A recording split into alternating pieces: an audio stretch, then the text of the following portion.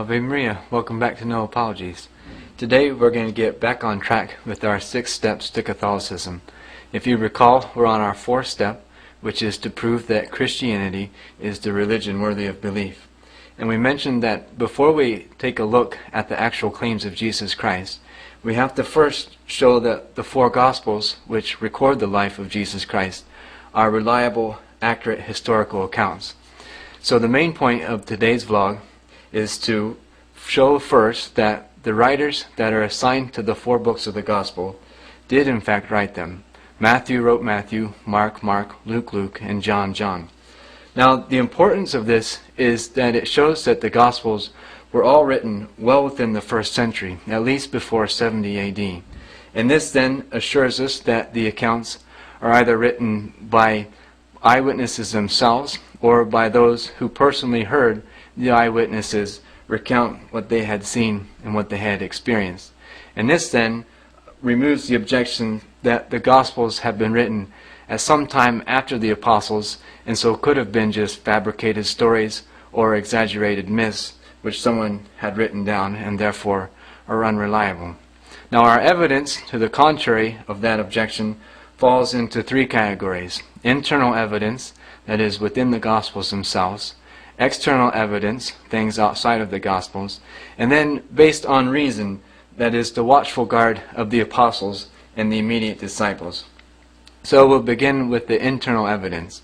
If you look at the Gospels, there's no question that the authors were Jewish, and if you look at the accounts of the political and the historical references within the Gospel, they were Jewish men living within the 1st century. Palestine is shown under the conditions before the fall, which took place in the year 70, before the fall of Jerusalem, which took place in the year 70 AD. Had they been written after that date, if the writers were to be at all consistent with everything else that they wrote, they would have certainly pointed out that Christ's prophecy of the fall of Jerusalem had been fulfilled, that one stone wasn't to be left upon another. But there's no mention of this.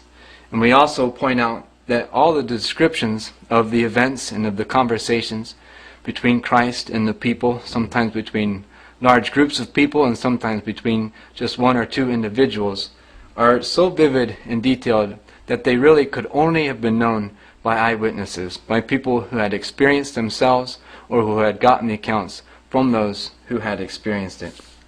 So our internal evidence is based then on the political and the historical references within the Gospels and based on the details of the accounts which are given us. Our external evidence, we have first of all the writings of a man named Papias, who was a disciple of St. John the Apostle and who there's no question lived within the 1st century.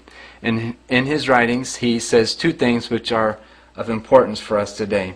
One, he says, one named Matthew first wrote in Hebrew, and then secondly, he says one named Mark wrote what he had heard from St. Peter. So, of course, Papias could not have written those things had those 2 evangelists not already written their Gospels. And secondly, we have what they call the Moratorian fragment, which is a parchment which was found in Milan and which is dated at least back to the year 170 AD. And in this parchment it just tells us plainly that the 3rd Gospel was written by Luke and that the 4th by John. And there really is no other external evidence which gives us any reason to believe the contrary. There is only speculation and opinion. Now as for the watchful guard of the apostles and the early disciples, it's safe to say that they would have never allowed a forgery to be put forth as something genuine. If this were the case, the enemies of the early church would have found their strongest arguments against Christianity in the fact that their own documents were frauds, that is, not written by the intimate disciples of our Lord. But again, we have no record of this. And also, because all of the regions to where Christianity spread readily accepted the 4 Gospels, had someone attempted to put forth some kind of a fraud, it would have been immediately recognized by the others in other regions, and there would have been a universal protest. So we say, based on our internal evidence, based on our external evidence, and based on the dutifulness and the watchfulness of the apostles and the early disciples. There is no reason to doubt or disbelieve that the Gospels were, in fact, written by those to whom they're attributed: Matthew, Mark, Luke, and John. Thanks for joining me on No Apologies. Ave Maria.